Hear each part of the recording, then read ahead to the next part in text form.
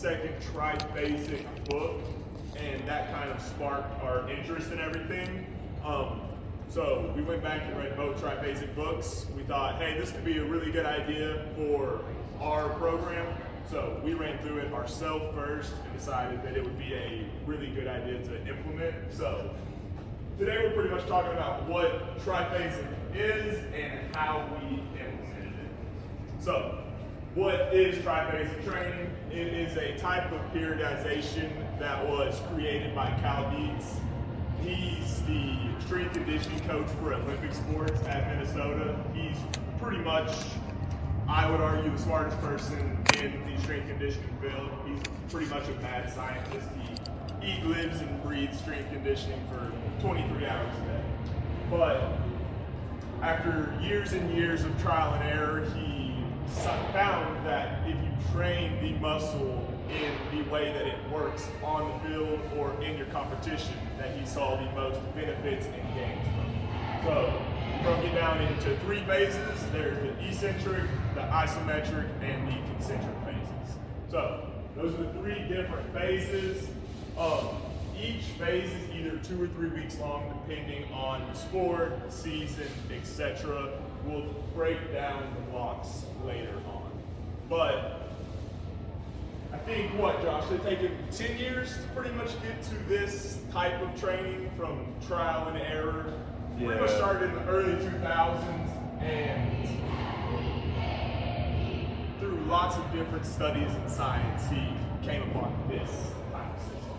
So the whole light bulb moment for this type of program was he had two guys, two throwers, that both had the same 400-pound max for bench press.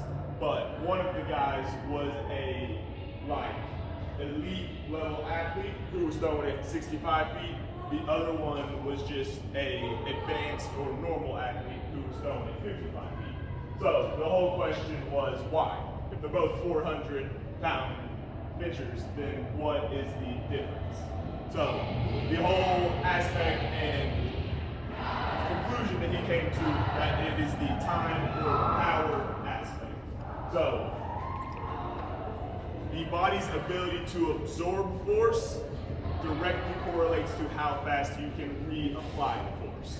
So that 400-pound bencher can eccentrically load the bar quicker than the less advanced athlete, so therefore he is able to apply pressure much faster in the opposite direction. So because of the time aspect, the elite athlete who's much more advanced, he can produce that force in a much shorter time frame, which leads to the 65-foot throw as compared to the 55-foot throw, because the time that that less advanced athlete takes is much longer. Does that make sense? So, simply put, the faster that you bring down a load and stop it, the faster that you will be able to reapply it in that direction. So, that's pretty much what this whole thing is. Eccentric is slow, controlled downward. So, that's the first thing we do is eccentric. It's about 2 or 3 weeks long. For an eccentric portion, whatever the movement is, it is the lengthening portion of the motion. So for a squat, this would be the eccentric portion, would be the lower. For a bench press, it would just be the lowering portion here. So it's whatever portion of the movement where your muscle is lengthening.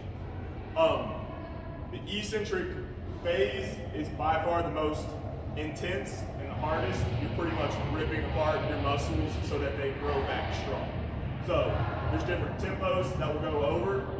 The isometric phase is any point of the movement where no movement occurs. So for the squat, it's the bottom, bench press, bottom, row, wherever you are holding. So isometric is there's tension in your body, but there's no actual muscle movement. So there's still force being applied, there's just no movement in the muscle. And then the concentric, just think of it as the power portion. So that's where you're applying force. You want to move or apply the force as quick as possible in the opposite direction. Cool? So those are the three phases: eccentric, isometric, concentric. You could probably ask your kids and they'll tell you their favorite portion is the concentric, because they go through 4 to 6 weeks of very intense, grueling movements. And so once they finally get to do the normal fast movements, they're like, oh, this is the best, this is fun. So those are the 3 phases. Does anyone have any questions about those? Cool. So with the eccentric phase, for every single phase we have a GPP, which is just your general prep phase. So any team that we didn't see all summer and came back, so soccer is a good example. We started a GPP phase with them. They will be finishing it pretty much this week when they come back. So the GPP phase, it's 3 to 4 sets. It's 60 to 70% for all of those weeks. And the hardest part is that it's 5 reps with an 8-second lower. So it's a lighter percentage because the time under tension, which is how long the bar is on your back, is very high. So they're going about 40 to 45 seconds with the bar on their back. So that's obviously when we're getting all the adaptations because the body is stressed for a long amount of time. So we are finishing the GPP phase with soccer. So once we start the whole thing back over again, we would be at the high force, low velocity phase. So this is the phase where it is the most intense. We have about 3 to 4 sets, and it's 80% all the way up to 120%. So we have not actually done the overloading yet, which would be anything over the 100%. That's why we got those bars over there. They just sit on your back, and then we have these pegs as well that we can put in the rack, and they just act as where your hands are, and you pull yourself out of it. So we have not gotten to those yet, but we will eventually. The main thing that changes in the high force, low velocity phase is that instead of 8 seconds, it's 5 seconds and it's 3 reps. So since the intensity goes way up, the volume and time under tension goes down. So this is pretty much where all of the adaptations from hypertrophy and like bulletproof your tendons and ligaments take place because like I said, it is a very high amount of time under tension for a long time at a high percentage. So the main thing that he talks about in this program is that you cannot be afraid to load the athletes because that is when adaptation occurs. I'll use myself and Josh as an example. We started doing this program and the adaptations that we were seeing were like ridiculous. Like we're both, we work out every day, but we're by no means high level athletes or anything. And I think we both started off with like 200-pound split squats. And by the end of this 6-week block, we were split squatting 335 pounds for reps. Like it was easy. So as soon as that moment happened, we were like, okay, we're on to something here. If we can apply this to our athletes, then who knows what will happen next. So the main thing that we always tell our kids is, yes, it is hard. Yes, it does suck, but it is worth it. So the big thing that we've seen is it's not only physically hard, but it's very mentally taxing. So they're getting that little mental toughness aspect from it too, because they are having to push through it. It kind of builds a little team chemistry too, because all the guys are pushing or girls are pushing each other. So for the isometric phase, the GPP is the same. It is an 8-second pause with 5 reps, 3 to 4 sets, depending on the team and the season. Like I said, for a squat, it would just be the bottom portion. So when we do it with the kids, we'd say down, you pause for 8 seconds. The main thing is there's no bounce or counter movement out of the bottom. So when we tell them up, it is forcefully up in that position, not going in the opposite direction. So same thing when we get to the high force, low velocity. We do not get up past 92.5% for the isometrics because we do not want to have to help them out of the bottom. So we don't get up past 100 or really even past 95 for the isometric. And the main thing that we're training there is rate of force development. So Obviously, from a stagnant position, we want the kids to be able to produce as much force and as much power as possible in the opposite direction. So, rate of force development is one of the main things that we're trying to target during that phase, which just has an increase in athletic markers such as sprint speed, change of direction, and vertical level. Any questions about isometric? So, the concentric phase, like I said, is the fun part. It's where all the movements just turn into normal tempo. So, we tell the kids this is where intent should be very high. You want to move the bar as fast as possible. Obviously, our tablets are a big help in that. But there's 3 different phases for the concentric GPP, which is the exact same that for the eccentric and isometric. The high force, low velocity stays the same as well. There's just no tempo involved. So it's a high intensity that you're trying to move as fast as possible. The only difference for the concentric is we have a peaking phase. So say if we have a team in the preseason who's about to go into season and it times up to where we are hitting the concentric block right in preseason, then we'll do a peaking phase. So it would be 2 to 3 sets, and it is a very lightweight that you can move the bar very, very fast. So, you know, we have these at every rack.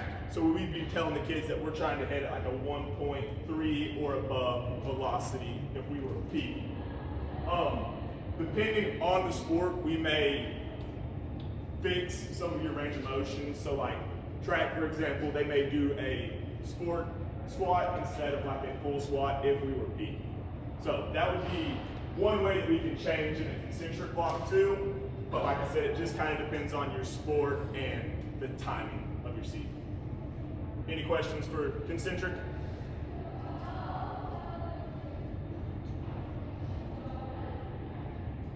So, like I said, our objective and reasoning for switching to triphasic is once we went through it and we saw the adaptation that we were getting from it, we knew that we would have to change because what we were currently doing wasn't getting anywhere near the same results as this program. So once we saw that, we were like, yes, this is obviously the right thing to do. Another big reason that we decided to change was obviously with the change in schedule, it kind of cut our minutes. With the locker room situation, having to allow kids to change and everything, it pretty much gave us about 35 minutes per period. And so this program allows us to get very high quality work in very little time. So if we hit, like let's say we're in our eccentric block and we have our squat day. So we would hit our eccentric squat with a couple French contrasts that we'll go over in a little bit. And like that is enough elicit for that day to where we can get whatever we're looking for. So it allows us to pretty much go on a 5-day split and not have to worry about overtraining them, because if it's a upper body day, we have 48 hours in between whenever they would be hitting it again.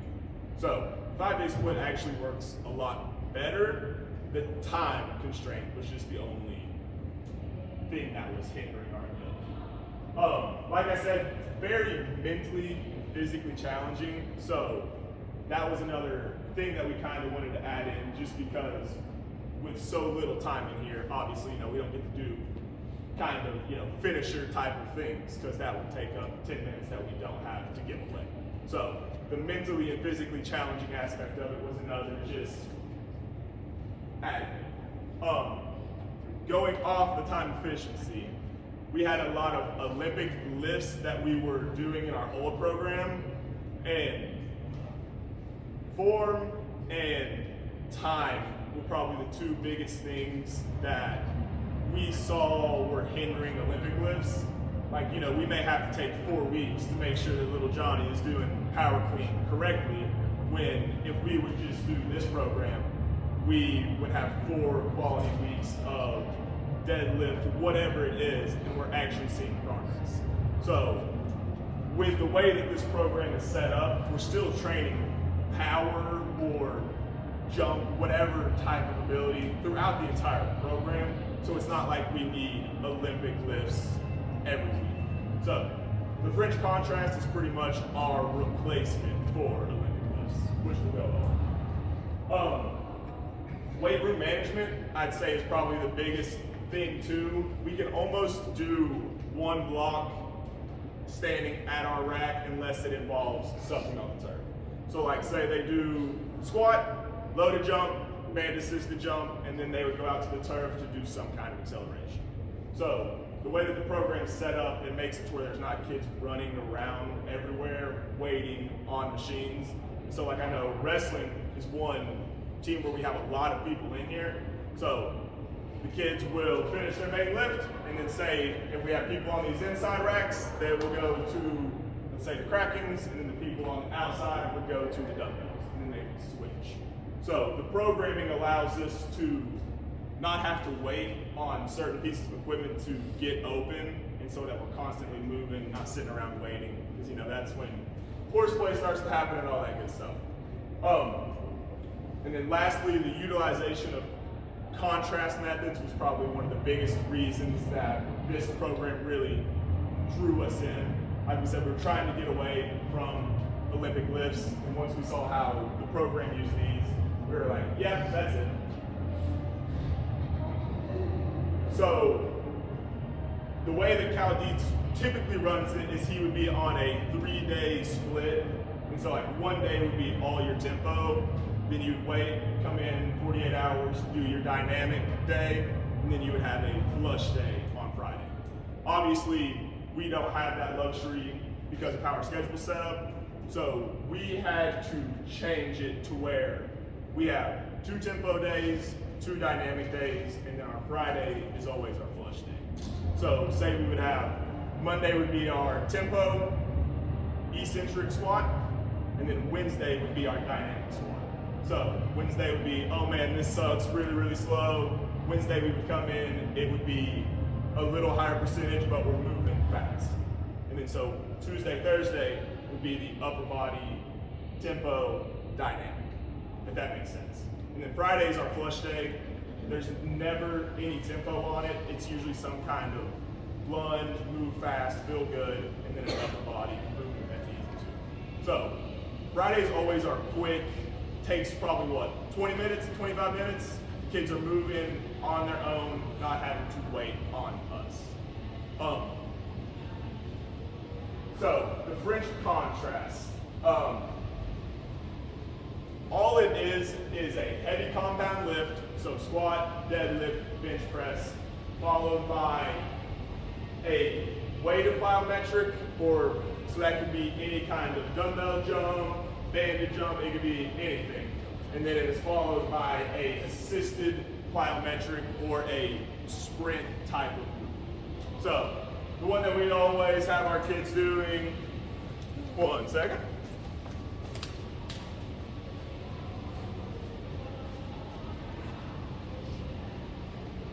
You gonna grab me 2 dumbbells, Josh?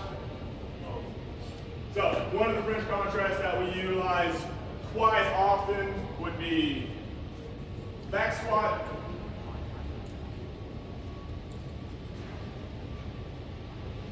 so it would be back squat, let's say it's just these would all be during our concentric with the band system.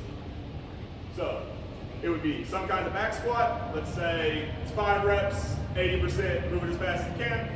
You would come to dumbbells, you got weighted jumps, 3 of them, and then we would go straight to the banded. All it is a assisted jump going higher than you normally would go. So it would be 3 of those. And then you would find the bench, sit down. So it is always 4 minutes of rest. So if there's 3 movements in the cycle, say it takes them 1.5 minutes, they sit down, rest 1.5 minutes, and then we would start the next cycle. Is that cool? Awesome. So with the French contrast, it's the same, it's training the same things that an Olympic lift is. It's just done in a different manner. So it's still the same thing as training rate of force development, stretch shortening cycle, overall power. So it's a safer and more effective way, in me and Josh's opinion, to train power than an Olympic lift. Talk about potentiation. So, PAP is post-activation potentiation, and that is pretty much what happens from a fringe contrast. It is pretty much like exciting your nervous system so that your body is able to produce more force than it is typically able to. So, your body usually takes anywhere from a 4 to 6 minute window to experience that post-activation potentiation effect, and it all starts from your heavy compound lift. So, say I did this lift and I moved it at 0.7, went through my first cycle, sat down for 4 minutes, my body is now experiencing the PAP effect. So I get back up, hit my second set, and I smash it at 0.9. So like I see a 0.2 increase. So the PAP effect lasts throughout the day.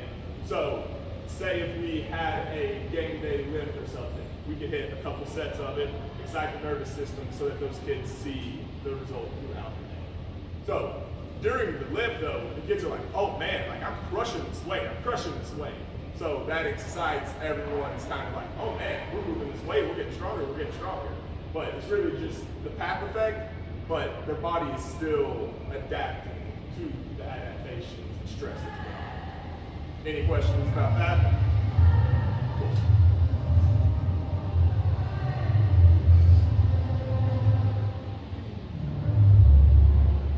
So we talked about cycle length a little bit, but like a good example right now is baseball. They are a winter sport. So they have been on a longer 3-week cycle for each block. So they just now are in what, week? Yeah, they're end of the eccentric or whatever. So, like I said, basketball, for example, they're a winter sport. So they've gone 2 weeks of each cycle, so they're at a much more condensed rate. The only reason we do that is so that basketball will now start their high intensity, low velocity one, and that pretty much will time up perfectly to where they hit the concentric block. It will be right when their preseason is starting, so they should be peaking. So the only reason that we change the cycle length is depending on the season. And so like obviously at a high school, our hands are kind of tied just because of summer or club sports or whatever. So we have to adjust our cycles pretty much at the start of each school year when we see the sports teams and know what the schedule will look like. Whereas opposed to people at a college, they have their kids, all summer. They know exactly what they're doing, where they're going to be. So that's the only kind of hard, different thing for us. All right, now the fun part. So our warm-up used to be more static with a little bit of dynamic things involved. We found this go drill from Cal Dietz, and we pretty much changed just to this warm-up. So it takes us about 30 seconds per kid. All you do is everyone's gonna do it. So I'll go over it, and then we'll go over, we're gonna do it, so you know what the kids feel like. These are his words exactly. It is a full body brain coordination integration drill. The athlete has multiple things to coordinate simultaneously: head, eyes, hand movement, hip position, lower body foot, ankle position. And so you are simultaneously moving all of those while keeping your eyes fixed on the set. So pretty much all it does is the kids come in, they have to do one each way, and it's pretty much a wake-up drill. So it excites the nervous system, gets their body ready to go. So me and Josh, when we first started doing it, we were like, there's no way this works as good as it says. And so we would do one go drill each way, didn't do any of our little warm-ups, and we would jump straight into the program. So it'd have a warm-up, and then it would be pretty much straight into 85% for 5 seconds down. And it is very surprising how quickly it gets your body prepared and ready to go. I would say it's probably the one warm-up that we found that has the best positive transfer to athletics, because you are having to constantly think, move, and manipulate your body while you are performing the warm-up, which is exactly what you are doing in sports. There's 4 different levels or difficulty that you can change, and so we'll go over each one of those, but we haven't gone to the highest difficulty level yet with any of our kids, and that's probably just because of the restrictions we have in here, not because of the capability of any of the kids.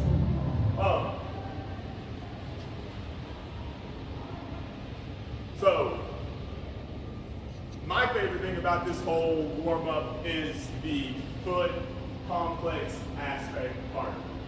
So, pretty much your ankle complex, or how stiff your ankle is, pretty much allows your body to produce force. So, if you have a very weak or unstable ankle complex, your body is going to have like a governor.